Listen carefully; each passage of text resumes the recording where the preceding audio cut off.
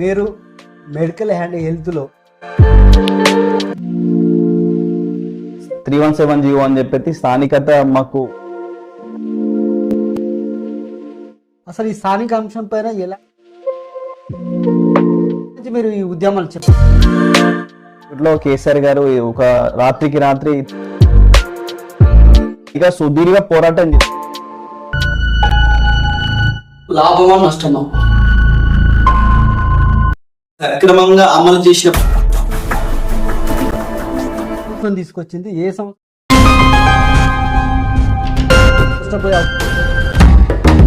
రోజు చాలా మంది ఇబ్బంది పడుతున్నారు.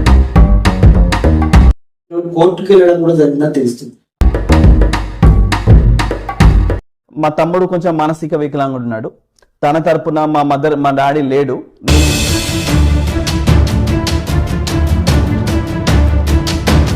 ఆర్డర్ క్లియర్ గా ఉంది.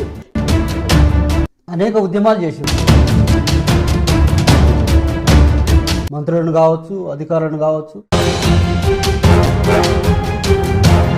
ఇన్ని తప్పిదాల వల్ల ఇబ్బందులు ఎదుర్కొన్న హెల్త్ మినిస్టర్ హరీష్ రావు గారి కాళ్ళు పట్టుకున్నాను.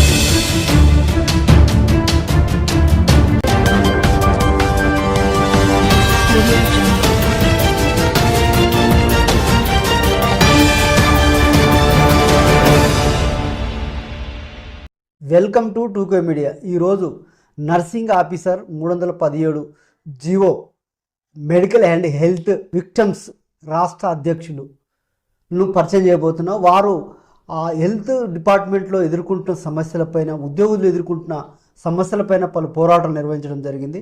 ఆ ఉద్యోగులు ఎదుర్కొంటున్న సమస్యలు ఏంటి, ఆయన ఇప్పటివరకు చేపట్టిన కార్యక్రమాలు ఏంటి, వారి ప్రధాన డిమాండ్ ఏంటో వారిని అడిగి తెలుసుకునే ప్రయత్నం చేద్దాం. నమస్కారం అండి. నమస్కారం. ఎలా ఉన్నారు సార్? బాగున్నాను. రైట్. మీరు మొదటగా మీ కుటుంబ నేపథ్యం ఏంది, మీరు ఎక్కడి నుంచి వచ్చారు, మీ పేరు, మీ తల్లిదండ్రుల పేరు, మా పూర్తి వివరాలు మా ప్రేక్షకు ఒకసారి వివరించండి. నా పేరు రాపుల్ శేఖర్. నేను నర్సింగ్ ఆఫీసర్గా స్టేట్ గవర్నమెంట్లో పనిచేస్తున్నాను. నా మొదటి ప్రాథమిక విద్యాభ్యాసం మొత్తం మొలకపట్నం గ్రామంలో జరిగింది, వేములపల్లి మండలం, జిల్లా నల్గొండ. ఆ తర్వాత మిర్యాలగూడలో ఉన్నటువంటి గవర్నమెంట్ జూనియర్ కాలేజీలో తర్వాత +2 చదవడం జరిగింది. తర్వాత నెక్స్ట్ నల్గొండ జూనియర్ కాలేజీలో వచ్చేసి, బాయ్స్ జూనియర్ కాలేజీలో వచ్చేసి హెల్త్ అసిస్టెంట్ కోర్స్ అయిపోవడం జరిగింది. ఆ తర్వాత కొత్తకోట గద్వాల దగ్గర ఉంటుంది, అక్కడ బీఎస్సీ నర్సింగ్. తర్వాత హైదరాబాద్ ఓవైసీ కాలేజ్ ఆఫ్ నర్సింగ్లో ఎంఎస్సీ నర్సింగ్ అయిపోవడం జరిగింది. ఇది నా ప్రాథమిక విద్య. మొత్తం టోటల్గా నేను ఈ జిల్లా వాసిని, నల్గొండ జిల్లాకు సంబంధించినటువంటి పూర్తి స్థానికత వ్యక్తిని, ప్లస్ యాదాద్రి జోన్ 5th సంబంధించిన పూర్తి స్థానికత వ్యక్తిని నేను చెప్పగలను. మీరు మెడికల్ అండ్ హెల్త్లో ఎప్పుడు ఉద్యోగం సాధించారు, మొదటిసారి ఎక్కడ జాబ్ చేశారు, అక్కడ పరిస్థితులు ఏ విధంగా ఉండే? మొదటి జాబ్ వచ్చేసి నేను 2021లో అపాయింట్మెంట్ తీసుకున్నారు. చార్మినార్ జోరు వికారాబాద్ డిస్టిక్లో పనిచేసేవాడిని. అక్కడ పనిచేసినటువంటి 6 నెలల తర్వాత 2021లో మేము జాయిన్ అయిన తర్వాత, జూన్లో జాయిన్ అయిన తర్వాత ఇమీడియట్లీగా మమ్మల్ని 317 జీవో అని చెప్పి స్థానికత మాకు ఇవ్వకుండా వేరే జోన్లో మమ్మల్ని వేయడం జరిగింది. సో ఎందుకు అని అడిగితే, మీరు జూనియర్స్, మీకంటే సీనియర్స్ ఉన్నారు అని చెప్పడం జరిగింది. ఈ 317 జీవో వల్ల మేమే కాదు, రాష్ట్రంలో ఉన్నటువంటి 31 డిపార్ట్మెంట్లో ఉన్నటువంటి ప్రతి ఒక్క ఎంప్లాయీస్ని ఎవరైతే జూనియర్ ఉన్నో వాళ్ళందరినీ దూర ప్రాంతాలకు చేయడం జరిగింది. హెల్త్లో మీరు పనిచేయడం జరుగుతుంది. అదేవిధంగా ఈ ఉద్యోగ ప్రస్థానంలో మీకు 317 జీవో అనేది ఒక ప్రస్థానం వచ్చింది. స్థానిక దానిపైన మీకు ఒక అంశం పైన మీరు ఉద్యమం చేయవలసి వచ్చింది. అసలు ఈ స్థానిక అంశం పైన ఎలాంటి సమస్య ఉంది, అసలు ఎప్పటి నుంచి మీరు ఈ ఉద్యమాలు చేపట్టారు? 2021లో కేసీఆర్ గారు ఒక రాత్రికి రాత్రి 317 జీవో చీకటి జీవోని తీసుకురావడం జరిగింది. మేము వచ్చేసి జనవరిలో, అంటే మాకు డిసెంబర్లో మా దగ్గర నుంచి ఆప్షన్స్ తీసుకోవడం జరిగింది. ఏ ఆప్షన్ ఎక్కడికి కావాలని మేము మొట్టమొదటిగా మా నల్గొండ జిల్లా ఆప్షన్ తీసుకోవడం జరిగింది, యాదాద్రి జోన్ అంటారు. నెక్స్ట్ చార్మినార్ జోన్ తీసుకోవడం జరిగింది. ఇట్లా పలు దఫాలుగా కొన్ని జోన్స్ మేము తీసుకోవడం జరిగింది. కానీ మేము ఇచ్చినటువంటి ఫస్ట్ ప్రయారిటీ మాకు ఇవ్వలేదు, కనీసం సెకండ్ ప్రయారిటీ కూడా ఇవ్వలేదు. ఆ రకంగా మమ్మల్ని ఈ 317 జీవో అని 2022 జనవరి నుంచి మేము అఫెక్టెడ్ అయిపోయినాం. అప్పటి నుంచి ఇప్పటి వరకు దాదాపు 2.5 సంవత్సరాలు పైగా సుదీర్ఘ పోరాటం చేస్తున్నాం. దీని మీద లీగల్గా కొట్లాడుకుంటూ ఒక జోన్ నుంచి ఒక జోన్కి చాలా డిస్టెన్స్. ఆదిలాబాద్ జిల్లా రిమ్స్ హాస్పిటల్ అనేది ఈ నల్గొండకి దాదాపు బస్ రూట్ అయితే 450 కిలోమీటర్స్ వస్తుంది, ట్రైన్ రూట్ అయితే 600 కిలోమీటర్స్ వస్తుంది. చాలా కష్టమైన సమస్య ఇది. నేను ఒక్కనే కాదు, రాష్ట్రంలో ప్రతి ఒక్కరిని మేల్ అండ్ ఫీమేల్ ఉద్యోగస్తులు ఎవరైనా, ఇంకా టీచర్లు కానీ ఎవరైనా కూడా ప్రతి ఒక్కరికి ఈ సమస్య ఉంది. దీనివల్ల చాలా ఇబ్బందులు ఎదుర్కొంటారు ఎంప్లాయీస్. 317 జీవో యొక్క ఉద్దేశం ఏంటి? దీనివల్ల ఉద్యోగులకు లాభమా నష్టమా? నష్టమైతే ఏ విధంగా నష్టపోతున్నారు? సార్ 317 జీవో అనేది మంచిదే, నేను కాదనను, కానీ దాన్ని సక్రమంగా అమలు చేసినప్పుడు మాత్రమే కరెక్ట్ అవుతుంది. సో ఇక్కడ 317 జీవో అనేది ఉండాలి. ఎందుకంటే ఒక రాష్ట్రము రెండుగా విడిపోయిన తర్వాత PO 2018 ఆర్డర్స్ ఉన్నాయి క్లియర్ గా. ఏమని అంటే స్థానికత ఆరంగా వాళ్ళకి మనం తెలంగాణ ఆంధ్ర ఏదైతే ఉందో ఆ రెండు ఎంప్లాయీస్ మనం డివైడ్ చేసుకున్నాం. తర్వాత మళ్ళీ కేసీఆర్ గారు జోన్లు అనేది ప్రశ్నలు తీసుకొచ్చిండు, జిల్లాలు మార్పు చేసిండు. 10 జిల్లాలు ఉన్నది మీకు 33 జిల్లాలు చేయడం జరిగింది. జోన్లు 2 ఉన్న జోన్లని ఏం చేసిందంటే 7 జోన్లు చేయడం జరిగింది, 2 మల్టీ జోన్ చేయడం జరిగింది. ఇట్లా జోన్లు చేయడం వల్ల మళ్ళా ఉద్యోగుల పంపకం అనేది అనివార్యమైంది, తప్పనిసరి అయింది. ఈ విషయంలో ఏం జరిగిందంటే స్పాట్ లో ఎవరితో డిస్కస్ చేయకుండా, ఏ ఉద్యోగ సంఘంతో డిస్కస్ చేయకుండా రాత్రికి రాత్రి చీకటి జీవో తీసుకొచ్చి ఇమ్మీడియట్లీ గా మేము అఫెక్ట్ చేస్తున్నామని చెప్పేసి 24 hours లోనే వెళ్ళి మీకు సంబంధించిన జోన్ లో మీరు రిపోర్ట్ చేయమని చెప్పి చాలా ఇబ్బందులు పెట్టి ఇమ్మీడియట్లీ గా నేను వికారాబాద్ జిల్లా తాండూరు దగ్గర ఒక బషీరాబాద్ లో ఉన్నటువంటి వ్యక్తిని ఇమ్మీడియట్లీ గా రిమ్స్ ఆదిలాబాద్ లో ఉన్నటువంటి హాస్పిటల్కి వెళ్ళి నేను రిపోర్ట్ చేయడం జరిగింది. ఇది చాలా సమస్య. దీనిని మొట్టమొదటిగా పెద్ద సమస్య ఏంటంటే స్థానికతని గుర్తించకుండా సీనియారిటీ ప్రాతిపదికగా ఈ ఎంప్లాయీస్ ని షఫిల్ చేయడం వల్ల ఈ ప్రాబ్లం క్రియేట్ అయింది. ఈ జీవో ఏ ప్రభుత్వం తీసుకొచ్చింది, ఏ సంవత్సరం తీసుకొచ్చింది, దీనివల్ల ఎంతమంది ఉద్యోగులు నష్టపోయే అవకాశం ఉంది? గత ప్రభుత్వం చేసినటువంటి తప్పిదాల వల్ల ఈరోజు చాలా మంది ఇబ్బంది పడుతున్నారు. సో ఆ జీవో వచ్చేసి కేసీఆర్ గారు తీసుకొని వచ్చారు, కానీ దాని మీద ఇప్పుడు ఈ ప్రస్తుత కాంగ్రెస్ ప్రభుత్వం క్యాబినెట్ సబ్ కమిటీని పెట్టి చర్యలు తీసుకుంటుంది. రైట్. ఈ జీవో పైన మీరు కోర్టుకు వెళ్ళడం కూడా జరిగిందని తెలుస్తుంది. మరి కోర్టు ఏ విధంగా తీర్పిచ్చింది? నేను మొట్టమొదటిగా ఇండివిజువల్ గా వెళ్ళాను. ఫస్ట్ వెళ్తే మా తమ్ముడు కొంచెం మానసిక వికలాంగుడు ఉన్నాడు, తన తరపున మా డాడీ లేడు, నేను మా అమ్మ ఒకతే. సో ఇవన్నీ కారణాలతోటి కోర్టుకు వెళ్ళడం జరిగింది. వాళ్ళు ఏమన్నారంటే మాకు అవన్నీ కాదు, నీకు సీనియారిటీ లేదు, మేము ఇయ్యము అన్నారు అంతే. ఒకటి. ఆ తర్వాత కోర్టు ఏమని ఇచ్చింది, అధికారులేమో ఇవి చెప్తారు, మేము ఇయ్యలేమంటారు. కానీ కోర్టు ఏమని చెప్పింది, ఖచ్చితంగా ఇవి చూడండి, ఖచ్చితంగా లీగల్గా వాళ్ళకి అవకాశం ఉంటే మీరు ఇవ్వండి అని చెప్పేసి కోర్టు ఖచ్చితంగా పరిశీలించండి అని చెప్పింది. కానీ డైరెక్టర్ ఆఫ్ హెల్త్ దగ్గర నుంచి, ప్రిన్సిపల్ సెక్రటరీ దగ్గర నుంచి వాళ్ళు ఏమంటారంటే ఇవ్వడానికి కుదరదు అని చెప్పడం జరిగింది. ఇట్లయితే కాదని చెప్పేసి, ఒక్కరిగా పోతే బాగాలేదని చెప్పేసి ఒక 120 మందిని రాష్ట్రంలో నాలాగా ఇబ్బంది పడుతున్నట్టు వాళ్ళందరం కలిసి ఒక పెద్ద కేసుగా వేయడం జరిగింది. ఒక సుప్రీంకోర్టుకి సంబంధించిన ఒక న్యాయమూర్తి, జడ్జిగా ఒక లాయర్ గారు ఉన్నారు, చాలా అనుభవస్తులు, సరసాని సత్తంరెడ్డి గారు. సార్ ఆధ్వర్యంలో మేము వెళ్ళి కొంత మేము ఫండ్ కలెక్ట్ చేసుకొని ఆ లాయర్ దగ్గరికి వెళ్ళడం జరిగింది. వాళ్ళు ఇమీడియట్గా 24 hours ఆర్డర్ తీసుకొచ్చి మాకు ఇవ్వడం జరిగింది. ఖచ్చితంగా వీళ్ళకు జోన్ మార్చండి, ఏదైతే కొత్త రిక్రూట్మెంట్ జరుగుతుందో దానికంటే ముందే వీళ్ళని వాళ్ళ తమ జోన్లకు పంపించండి అని చెప్పేసి ఆర్డర్ క్లియర్గా ఉంది.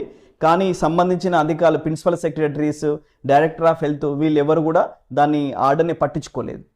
104 మందితోటి కూడా ఇంకొక కేసు కూడా వేయడం జరిగింది. మా కేసు మంచిగా తీర్పు వచ్చిందని చెప్పి చాలామంది మా ఎంక్వైరీ చేసుకుని వాళ్ళ ఫ్రెండ్స్ ద్వారా మనం కన్సల్ట్ అయితే ఇంకో కేసు కూడా దాన్ని కూడా ఇవ్వడం జరిగింది. కానీ అప్పుడున్నటువంటి ప్రభుత్వం వీళ్ళకి ఒక్కరికి ఇస్తే మళ్ళీ వేరే వాళ్ళకి ఇవ్వాల్సి వస్తుందని చెప్పేసి ఏం చేసిందంటే మా దాన్ని మేము ఇవ్వడానికి లేదు, మేము ఇవ్వమని చెప్పేసి ఫైనల్ పక్కన వేయడం జరిగింది. 317 జీవోస్ నేపథ్యంలో అనేక ఉద్యమాలు చేశారు మీరు.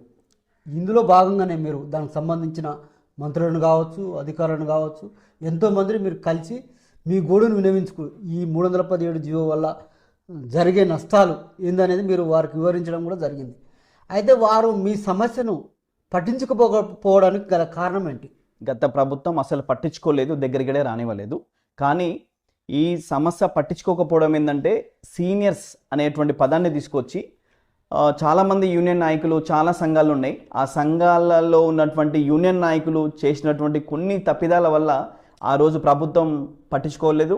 ప్లస్ ఇంకొక విషయం ఏంటంటే ప్రభుత్వానికి అనుకూలంగా ఈ యూనియన్ నాయకులు ఉన్నారు కాబట్టి వాళ్ళ స్థానం ఎక్కడ దెబ్బతింటుందో అనే అవకాశం సీనియర్స్ ఎవరైతే ఉన్నారో వాళ్ళు తెలంగాణకు గుండెకాయల ఏంటి హైదరాబాద్ను వదిలేసి వేరే ఊరికి వెళ్తే వాళ్ళ లీడర్షిప్ నడవదు అక్కడ, వేరే ఊరికి వెళ్తే. సో స్థానికత అనేది ప్రథమ స్థానం కాబట్టి స్థానికత ఇవ్వకుండా సీనియారిటీ అనే పదాన్ని చేర్చి వీళ్ళు కొన్ని జిమ్మికులు లాజికలు చేయడం జరిగింది. గతంలో ఉన్న ప్రభుత్వము, గతంలో ఉన్న నాయకులు, ఉద్యోగ సంఘాల నాయకులు ఈ జిమ్మిక్ చేయడం వల్ల ఇట్లా ఇబ్బంది జరిగింది. మీ గోడును వినిపించకపోగా మీరు ఎలాంటి ఇబ్బందులు ఎదుర్కొన్నా పట్టించుకోకపోవడం జరిగింది. అయితే ఈ నేపథ్యంలో ఇప్పుడు ప్రస్తుతం ఉన్న కాంగ్రెస్ ప్రభుత్వం మీ సమస్యను ఏమైనా పరిష్కరిస్తుందన్న నమ్మకం మీకు ఏమైనా కలుగుతుందా? నేను హెల్త్ మినిస్టర్ హరీష్ రావు గారి కాళ్ళు పట్టుకున్నా కానీ కరుణించలేదు సారు. నేను అందరి ముంగల నేను పట్టుకున్నా, సార్ మాకు న్యాయం చేయండి, మా కోర్టు ఆర్డర్ ఉంది చూడండి అన్నాను. కానీ ఆ సార్ చేయలేదు. ఏదో ఫార్వర్డ్ నామకే వాస్తు మనుషులు వచ్చినారు కదా అని చెప్పేసి ఫార్వర్డ్ చేయడం తప్ప ఆ ఫైల్ మాత్రం ముందు కదలలేదు. కానీ కాంగ్రెస్ ప్రభుత్వం వచ్చిన తర్వాత, కాంగ్రెస్ ప్రభుత్వం రావడానికంటే ముందే, ఇంకా చెప్పాలంటే రావడానికి ముందే అభయహస్తం అనేటువంటి మేనిఫెస్టో, కాంగ్రెస్ మేనిఫెస్టో పేరు అభయహస్తం అంటారు. ఆ మేనిఫెస్టోలో క్లియర్గా మెన్షన్ చేసింది ఏమనంటే, నేను గనక వస్తే, కాంగ్రెస్ ప్రభుత్వం గనక వస్తే 48 గంటలలో ప్రతి ఉద్యోగిని స్థానికత ఆధారంగా 317 జీవోని నేను క్లియర్గా అందరికీ సమస్య లేకుండా చేస్తానని మేనిఫెస్టోలో క్లియర్గా మెన్షన్ చేసిరు. రేవంత్ రెడ్డి గారే స్వయంగా 48 గంటల్లో ఉద్యోగులకు ఉన్నటువంటి 317 జీవోని నేను ఇమీడియట్గా క్లియర్ చేస్తానని చెప్పిండు. సరే, మొదటగా చెప్పిండు కరెక్టే, 42 అంటాడు, 72 అంటారు, ఇంకా లేదా 1 వీక్ అంటారు. కానీ దిగిన తర్వాత దాని లోతు చాలా పెద్దగా ఉంది, సమస్య పెద్దగా ఉంది. దాన్ని అధ్యయనం చేసిన తర్వాత ప్రభుత్వం ఇమీడియట్లీగా 3 మినిస్టర్లతో, ఇక్కడ మీరు చూడొచ్చు క్లియర్గా, ఇక్కడ మీకు హెల్త్ మినిస్టర్ గారు క్లియర్గా కనిపిస్తున్నారు, దామోదర రాజనరసింహ గారు, దూదిల్ల శ్రీధరబాబు గారు మీకు కనిపిస్తున్న ఐటీ మినిస్టర్ గారు, అక్కడ పొన్నం ప్రభాకర్ గారు మీకు ట్రావెలింగ్ మామూలుగా రవాణా శాఖ మంత్రి గారు, వీళ్ళు ముగ్గురుతో కలిసి 317 జీవో క్యాబినెట్ సబ్ కమిటీ చైర్మన్గా సార్, హెల్త్ మినిస్టర్ సార్, మిగతా వాళ్ళు కమిటీ మెంబర్స్గా 2 మెంబర్స్ ఉన్నారు. అసలు ఈ ముగ్గురుతోటి కమిటీ వేయడం అనేది అసలు గొప్ప, చాలా పెద్ద పని అది. అసలు కాంగ్రెస్ పార్టీ మేనిఫెస్టోలో పెట్టడమే మేము నిజంగా నైతికంగా మీ విజయాన్ని సాధించినట్టు. ఆ రోజే ఒక తొలిమెట్టు, ఆ రోజే మీకు దృఢ నమ్మకం ఉంది. కాంగ్రెస్ పార్టీ 100% ఖచ్చితంగా మా స్థానికత ఆధారంగా గుర్తించి ప్రతి ఒక్కరికి న్యాయం చేస్తుందనే నమ్మకం మాకుంది. ఇది నిదర్శనం. మొన్నటికి మొన్న మేము ఆదివారం రోజు ఏదైతే నిన్నగాక మొన్న ఆదివారం రోజు మేము ఉద్యోగులందరం కలిపి 31 డిపార్ట్మెంట్లో ఉన్నటువంటి ఎంప్లాయీస్ అందరం కలిసి కోదండరామ్ సార్ గారికి మేము ఆత్మీయ సమ్మేళన సభ సారు ఆల్రెడీ గవర్నర్ కోటాలో ఎమ్మెల్సీగా పదవి వచ్చింది కాబట్టి మా ఉద్యోగుల తరపున మాకు సారు నుంచి మాకు హెల్ప్ కావాలి, ఫ్యూచర్లో మాకు ఏదున్నా చూసుకుంటాడు సారు.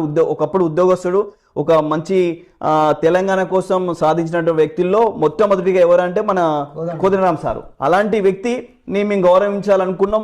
మన ఆదివారం రోజు జడ్పీ హాల్లో ఖైరతాబాద్లో మీటింగ్ వేసుకున్నాం. గాలిరెడ్డి హర్షవర్ధన్ రెడ్డి గారి ఆధ్వర్యంలో ఇది జరిగింది.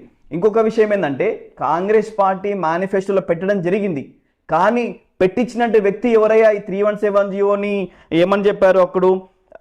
రియల్గా 29వ పేజీలో ఉంది, మీరు చూడొచ్చు. అభయస్థ మేనిఫెస్టోలో 317 GO will be reviewed, victims of this GO will be justified as well as proper policy measures. ఏదైతే సమస్య ఉందో దాని పక్కా పాలసీ ప్రకారం మేము చేస్తామో, వ్యూ చేస్తామో, ఖచ్చితంగా న్యాయం చేస్తామని మేనిఫెస్టోలో పెట్టడం జరిగింది. ఎవరైతే గాలిరెడ్డి హర్షవర్ధన్ గారి గురించి చెప్తున్నానో వాళ్ళు కాంగ్రెస్ పార్టీ మేనిఫెస్టో కమిటీ మెంబర్గా ఉండి అతను ఒకప్పుడు ఉద్యోగస్తుడు, PRTU గౌరవ అధ్యక్షులు, అయిన PRTU గౌరవ అధ్యక్షులు. అంతేకాకుండా ఈ కాంగ్రెస్ మేనిఫెస్టో కమిటీ మెంబర్స్ వీరు మా మీద చొరవ తీసుకొని మేము చేస్తున్నటువంటి ఉద్యమాలను చూసి ఎన్నోసార్లు సెక్రటరీ ముట్టడించడం జరిగింది, డైరెక్టర్ ఆఫ్ హెల్త్ను ముట్టడించడం జరిగింది, ప్రజావానికి వెళ్ళడం జరిగింది కాంగ్రెస్ వచ్చిన తర్వాత. అంతకంటే ముందు వీళ్ళు గమనించి ఇమ్మీడియట్లీగా దూదిల్ల శ్రీధరబాబు గారికి మేనిఫెస్టోలో పెట్టండి సార్, ఇది చాలా ఇంపార్టెంట్, ఎంప్లాయీస్ చాలా మంది చనిపోవడం జరిగిందని చెప్పేసి సార్ కన్వెన్స్ చేసి ఈ యొక్క మేనిఫెస్టోలో పెట్టించినటువంటి గాలిరెడ్డి హర్షవర్ధన్ రెడ్డి గారు సారు దానికి సానుకూలంగా స్పందించి కాంగ్రెస్ మేనిఫెస్టోలో ఒక బైబుల్ లాంటి, ఒక ఖురాన్ లాంటి, ఒక భగవద్గీత లాంటి కాంగ్రెస్ మేనిఫెస్టోలో పెట్టడం అనేది మాకు చాలా గర్వకారణం. మేము కాంగ్రెస్ కు కృతజ్ఞత మేము చూపిస్తాం. ఎల్లవల్లగా కాంగ్రెస్ పార్టీ మాకు అండగా ఉంటుందని కూడా నమ్ముతున్నాం. ఈ 317 జీవో ఈ అంశం ఏ సంవత్సరంలో తెర మీదకి వచ్చింది? దీనివల్ల మరి ఉద్యోగులు ఎలాంటి ఇబ్బందులు ఎదుర్కొనే పరిస్థితి ఏర్పడ్డది? అసలు ఎంతమంది ఈ బాధితులు ఇందులో పనిచేస్తున్నారు అనేది 2022లో ఎంప్లాయీస్ మీద అఫెక్ట్ చేయడం జరిగింది. ఒక చీకటి జీవోని గత ప్రభుత్వం చేయడం జరిగింది. అప్పటి నుంచి 2022 జనవరి నుంచి మేము అప్పీల్స్ స్టార్ట్ చేస్తే ఇప్పటి వరకు కూడా, అంటే దాదాపు 30 నెలలు అయిపోయింది. అంటే 24 నెలలు ప్లస్ ఇది మొత్తం దాదాపు 3వ సంవత్సరం నడుస్తుంది. అప్పటి నుంచి ఇప్పటి వరకు దాదాపు మొన్నటికి మొన్న కాంగ్రెస్ గవర్నమెంట్ ఈ cabinet sub committee members chairman sir ఏం చేశారంటే అసలు ఎంతమంది నిజంగా అఫెక్టెడ్ పీపుల్స్ ఉన్నారని చెప్పేసి క్లియర్గా ఒక వెబ్సైట్ని క్రియేట్ చేశారు. గ్రీవెన్స్ 317 గ్రీవెన్స్ ఆన్లైన్ పోర్టల్ అని క్రియేట్ చేసి మా అందరికి ఒక టైం ఇచ్చేసి అప్లై చేసుకోమని చెప్పడం జరిగింది. అప్లై చేయడం జరిగింది. వాళ్ళందరూ మా సర్టిఫికేట్స్ వెరిఫికేషన్ చేయడం జరిగింది స్థానికత ఆధారంగా. అంతేకాకుండా మొత్తం అప్లై చేసిన వాళ్ళు యాక్చువల్గా జెన్యున్గా 15,000 మంది ఉంటే 50,000 మందికి పైగా అప్లై చేసుకున్నారు. అంటే గత 10-20 సంవత్సరాల నుంచి పనిచేసిన వాళ్ళు కూడా ఇవాళ మా ఊరికి పోతాం, మా జోనుకు పోతాం, మా జిల్లాకు పోతాం అనే నమ్మకం వచ్చి కాంగ్రెస్ ప్రభుత్వం మీద ఒక నమ్మకం వచ్చేసి 20-30 సంవత్సరాల నుంచి పనిచేస్తున్నటువంటి ఎంప్లాయీస్ కూడా ఈ అవకాశం వస్తే మా జోన్కు పోతామని అందరూ కూడా అప్లై చేసుకోవడం జరిగింది. 50,000 మంది చేయడం జరిగింది. గతంలో మేము ఏంటంటే టీచర్లు ఒక భాగము, ఆ తర్వాత నెక్స్ట్ మెడికల్ డిపార్ట్మెంట్ ఒక భాగము, రెవెన్యూ డిపార్ట్మెంట్ ఒక భాగము, హోమ్ డిపార్ట్మెంట్ ఒక భాగము, పంచాయత్ సెక్రటరీ ఒక ఇట్లా ఈ రకంగా అందరూ ఎవరికి వారు ఏమన్నా తీరని ఇప్పటికీ రాష్ట్ర ప్రభుత్వం మీద గతం నుంచి 4,000 కేసులు వేయడం జరిగింది ఉద్యోగస్తులు. అయితే ఈ 4,000 ఉద్యోగస్తులు ఏమైందంటే ఎవరికి వారే ఒకసారి రిప్రజెంటేషన్ ఇవ్వడం వల్ల చాలా ఇబ్బంది అవుతుంది. ఈ యొక్క సమస్యని సానుకూలంగా సిస్టమాటిక్గా ముందుకు తీసుకోవాలంటే చాలా కష్టమవుతుంది. అలాంటి తరుణంలో గాలిరెడ్డి హర్షవర్ధన్ రెడ్డి గారు సారు డైరెక్షన్లో మేము ఒకటే, మీరందరుగా ఒక్కొక్క డిపార్ట్మెంట్లో మీరు ఒక జేఏసీ ఏర్పాటు చేసుకుంటే అన్ని జేఏసీలు కలిసి మనం ఒక పెద్ద మీటింగ్ పెట్టుకుంటే దీనివల్ల ప్రభుత్వానికి మనము ఒక ప్రాపర్గా ఒక విన్నపం ఇచ్చినట్టుగా ఉంటుంది, ఒక రిప్రజెంటేషన్ ఇచ్చినట్టుగా ఉంటుంది. గవర్నమెంట్ ఈ సమస్యను తక్షణమే గుర్తిస్తుంది, తక్షణమే ఒక మంచి రిజల్ట్ వచ్చే అవకాశాలు ఉంటాయని చెప్పడం వల్ల మేము మెడికల్ డిపార్ట్మెంట్లో, మెడికల్ అండ్ హెల్త్ డిపార్ట్మెంట్లో ఉన్న అందరం కలిసి, నేను ఒక్కని నర్సింగ్ ఆఫీసర్ అయితే నాతో పాటు ఇక్కడ చూడొచ్చు మీరు, ఇక్కడ ల్యాబ్ టెక్నీషియన్ హరిశంకర్ గారు, ఇక్కడ హఫ్తాబ్ అహ్మద్ గారు ల్యాబ్ టెక్నీషియన్, ఇక్కడ కిరణ్ రాథోడ్ గారు స్టేట్ ట్రెజరీ ఆఫీసర్, మంజుల ఆరూరి వైస్ ప్రెసిడెంట్గా పనిచేస్తుంది, ఇంకా మెండగుజుల సోమేశ్వర్, ఇట్లా మీరు చూసుకుంటూ పోతే సారు ఆర్గనైజ్ సెక్రటరీ, ఇట్లా చూసుకుంటూ పోతే ఇందిరా కరిసే ఆమె స్టేట్ వైస్ ప్రెసిడెంట్, ఇట్లా చాలా మందిగా మేము ఒక ఏర్పాటు చేసుకొని ల్యాబ్ టెక్నీషియన్స్, ఆ తర్వాత సీనియర్ అసిస్టెంట్, జూనియర్ అసిస్టెంట్, ఇట్లా ఇతను చూడొచ్చు మీరు ఇక్కడ ఆప్థమాలిక్ ఆఫీసర్ అని చెప్పేసి ప్రవీణ్ కుమార్ అతను, ఇట్లా అన్ని కంప్లీట్గా డాక్టర్స్ తప్ప మిగతా ఆల్ క్యాడర్స్ అన్ని కూడా మేము ఒక జేఏసీగా ఏర్పాటు చేసుకొని మేము సిస్టమాటిక్గా ఒక పద్ధతి ప్రకారం మేము నడుచుకుంటూ ప్రతి అధికారికి, ప్రతి ఆఫీసర్కి, ప్రతి మినిస్టర్ గారిని కలవడం జరుగుతుంది. ఈ జియో వల్ల అమలు చేయడంతో మరి ప్రభుత్వానికి ఏమైనా నష్టం జరిగే అవకాశాలు ఉన్నాయా? ఒకవేళ మీరు ఇన్ని సంవత్సరాలుగా ఈ సమస్య మీద పోరాడుతున్నారు, మీ సమస్యను వాళ్ళు పరిష్కరించకపోవడానికి కారణం ఏంటి? అసలు ప్రభుత్వానికి ఎలాంటి సమస్య లేదండి. చెప్పాలంటే ఒక మాటలో చెప్పాలంటే ఎలాంటి ఆర్థిక భారం లేని, ఒక్క రూపాయి కూడా ఖర్చు లేని, ఎలాంటి సమస్య లేకుండా ప్రభుత్వం ఇమీడియట్లీగా ఈ సమస్యను క్లియర్ చేయొచ్చు. ఎలాంటి ఆర్థిక భారం లేదు, నెంబర్ 1. నెంబర్ 2, సమస్య అనేది గవర్నమెంట్ ఏమనుకుందంటే ఒక 10,000 మంది ఉండొచ్చు, ఒక 15,000 మంది ఉండొచ్చు అనుకుంటే తీరా అప్లై చేసుకున్న వాళ్ళు వాళ్ళ జిల్లాలలో, వాళ్ళ జోన్లలో ఉన్నా కూడా ఏమో అదర్స్ అనే ఆప్షన్లో అయ్యో నేను నల్గొండలో పనిచేస్తున్నాను కదా, నాకు హైదరాబాద్ వస్తుందేమో అప్లై చేసుకుంటాను చాలా మంది అప్లై చేసుకోవడం జరిగింది. వాళ్ళ జిల్లాల్లో ఉన్న, వాళ్ళ జోన్లలో ఉన్న హైదరాబాద్ వస్తే మాకు హెచ్ఆర్ఏ ఎక్కువ వస్తుంది, అన్ని ఫెసిలిటీస్ ఉంటాయి, హార్ట్ ఆఫ్ ద సిటీ తెలంగాణకి అంటే హైదరాబాద్ కదా, అట్లా కూడా కొంతమంది ఆశతో అప్లై చేసుకోవడం వల్ల అవి సార్ట్అవుట్ చేయడానికి టైం పడుతుంది. 50,000 మంది అప్లికేషన్ చేయాలి, వాళ్ళ బోనఫైడ్స్ చూడాలి, వాళ్ళ స్థానికత చూడాలి, దానివల్ల కొంత లేట్ అవుతుంది తప్ప ఎలాంటి ఆర్థిక ఇబ్బంది లేదు, ఎలాంటి ఇబ్బంది లేదు. ఇంకొక విషయం ఏంటంటే సార్, జీవోలోనే రాసింది, జీవో 317 జీవోలోనే 28వ పాయింట్లో రిలాక్సేషన్ అనే ఒక పాయింట్ ఉంటుంది. ఆ పాయింట్లో క్లియర్గా మెన్షన్ చేసింది ఏమన్నంటే అధికారి అవసరం కోసం, ప్రజా అవసరాల కోసం, పరిపాలన కోసం ఏ అధికారిని ఎక్కడికైనా, అంటే ఏ ఉద్యోగిని ఎక్కడికైనా, ఏ జోన్కైనా, ఏ జిల్లాలకైనా పరిపాలనా సౌలభ్యం కోసం మార్చుకునే అధికారాన్ని ఈ 317 జీవోలో 28వ పాయింట్ అనే రిలాక్సేషన్లో మెన్షన్ చేయడం జరిగింది. కాబట్టి ఎలాంటి ఇబ్బంది లేదు, గవర్నమెంట్కి ఎలాంటి నష్టం జరగదు, ఎలాంటి ఇబ్బంది లేదు, ఆర్థిక భారం అస్సలే లేదు. ఇది వెరీ వెరీ క్లియర్. జస్ట్ మమ్మల్ని ఒక్క A4 సైజ్ పేపర్లో బాబు మీ జోన్ మార్చినామో, మీ జోన్కు మీరు వెళ్ళండి అంటే చాలు. ఉద్యోగస్తులు కొంతమంది టీచర్స్, ఉపాధ్యాయులు ఉన్నారు, వాళ్ళని మీ జిల్లా మార్చినామని చూపిస్తే చాలు, అంతే. అంతకు మించి వేరే ఎలాంటి ఇబ్బంది లేదు. ఖాళీలు కూడా సఫిషియెంట్గా ఉన్నాయి నాకు తెలిసినంత వరకు. చివరిగా చూసుకుంటే మీ ప్రధాన డిమాండ్ ఏంటి? ప్రభుత్వ పరంగా మీరు ప్రభుత్వాన్ని ఏం కోరుకుంటున్నారు? అంటే ఒకటి ఏంటంటే మా స్థానికత, మా జన్మ హక్కు. మేము పుట్టిన ప్లేస్లోనే, మేము పనిచేస్తున్న, మేము చదువుకున్న ప్లేస్ ఏదైతే జిల్లా ఉందో, ఏదైతే జోన్ ఉందో అక్కడే మాకు పోస్టింగ్ ఇవ్వండి. మేము గతంలో ఏరుకోరు తీసుకున్న ప్లేసెస్ ఉన్నాయి. మేము కొత్తగా జాబులు ఎక్కినప్పుడు ఆ ప్లేసులు ఇవ్వకుండా, కనీసం మా సొంత జోన్లో మాకు ఇవ్వకుండా, మా స్థానికతలో మాకు ఇవ్వకుండా ఎక్కడో జోన్, ఇప్పుడు నేను చూడండి సార్, ఇప్పుడు నేను చార్మినార్ జోన్లో పనిచేస్తున్న వ్యక్తిని నన్ను బాసరా జోన్కు పంపించిండు. బాసరాలో ఆదిలాబాద్ జిల్లాలో ఉన్నటువంటి రిమ్స్ హాస్పిటల్లో నేను పనిచేస్తున్నాను యాజ్ ఎ నర్సింగ్ ఆఫీసర్గా. నా పుట్టిన ఊరు నల్గొండ జిల్లా. ఈ జిల్లా నుంచి ఆ జిల్లాకి ఎంత దూరమో మీరు ఆలోచించండి సార్. నా ట్రాన్స్పోర్ట్ ఏం కావాలి, నా హెల్త్ ఏం కావాలి, నా టైం ఏం కావాలి. మేము అంటున్నాం సార్, మా స్థానికలో గనక మాకు ఉద్యోగాన్ని కనుక కల్పించినట్లయితే మేము మా టైమింగ్స్ మేము చూసుకోము. గంట కాకపోతే 2 గంటలు ఎక్కువ పనిచేసైనా ప్రజా ఆరోగ్యాన్ని కాపాడే బాధ్యత మా మీద ఉంది. ఖచ్చితంగా మేము దానికి కట్టుబడి ఉంటాం. బాధితులందరికీ న్యాయం చేయాలి. ఎవరైతే ఆన్లైన్ పోర్టల్లో అప్లై చేసుకున్నటువంటి అభ్యర్థులు ఉన్నారో, ఎవరైతే ఎంప్లాయీస్ ఉన్నారో ప్రతి ఒక్కరికి న్యాయం చేయమని మేము అడుగుతున్నాం. ఇదే మొట్టమొదటి ప్రధాన డిమాండ్. ఇంకొక విషయం ఏంటంటే, రీసెంట్గా ఏదైతే మేము ఈ ఖైరతాబాద్లో సండే రోజు మేము ఏదైతే మీటింగ్ పెట్టుకున్నామో సార్, ఈ ఆత్మీయ సమ్మేళన సభ, ఆ రోజు మా క్లియర్గా మేము ఒక 3 తీర్మానాలు చేసినాం. ఏమనంటే, ఎక్కడైతే ఈ ప్రాసెస్ ఆగిపోయిందో ప్రభుత్వానికి తెలుసు. ఇప్పటికీ చాలాసార్లు క్యాబినెట్ సబ్ కమిటీ మీటింగ్ పెట్టడం జరిగింది. మా హెల్త్ మినిస్టర్ గారు ఎవరైతే దామోదర్ రాజనమస్య గారు ఆధ్వర్యంలో జరిగింది. మేము ప్రధానంగా ఏమడుగుతున్నామంటే, ఈ సమస్యని త్వరగా చేయండి. లాస్ట్ మంత్లో చాలాసార్లు మీటింగ్ కండక్ట్ అవ్వలేదు.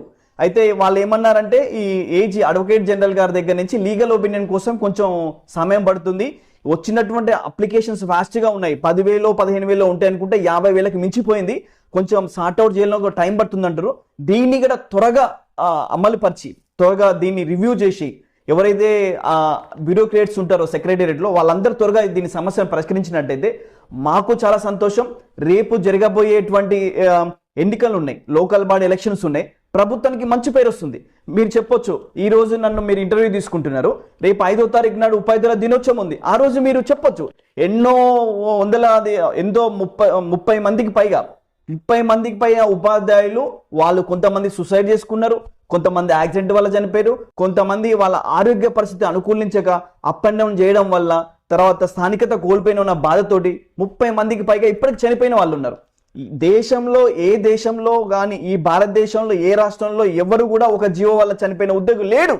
కానీ గత ప్రభుత్వం తీసుకొచ్చినట్టు చీకటి జీవో వల్ల ఈ రోజు ఇప్పటికీ కూడా 30 మంది చనిపోవడం జరిగింది. అందుకని ఇలాంటి జీవోని కనీసం రద్దు చేయకపోయినా దాన్ని సవరించి మోడిఫై చేసి ఇమ్మీడియట్లీగా ఏదైతే రిలాక్సేషన్ 28 జీవోలో ఉందో 317 జీవోలో దాని ప్రకారమైన ఇమ్మీడియట్గా రిలీఫ్ ఇవ్వాలని మేము కోరుకుంటున్నాం.